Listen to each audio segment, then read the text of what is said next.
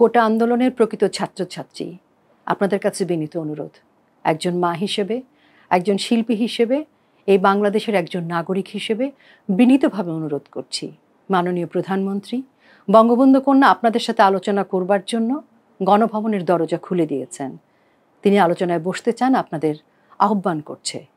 আপনাদের কাছে অনুরোধ, মাননীয় প্রধানমন্ত্রীর ডাকে সাড়া দিয়ে আলোচনায় বসুন।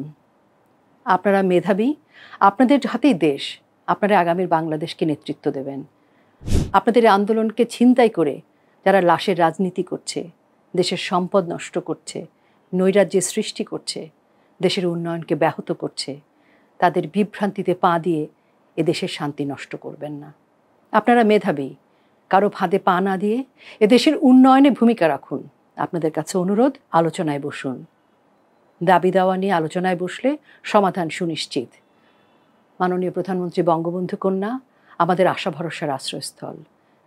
তিনি সকলের মায়ের মতো। আপনারা তার কাছে দাবি দাওয়া নিয়ে বসুন, সকল সমস্যার সমাধান ঘটবে। এ বাংলাদেশের শান্তি আপনাদের সিদ্ধান্তের উপর নির্ভর করছে। সঠিক সিদ্ধান্ত নিন, আলোচনায় বসুন। বঙ্গবন্ধু কন্যা গণভবনের দরজা আপনাদের জন্য খুলে দিয়েছে, আপনার সাথে আলোচনায় বসবার জন্য অপেক্ষা করছে। আসুন, আলোচনায় বসুন।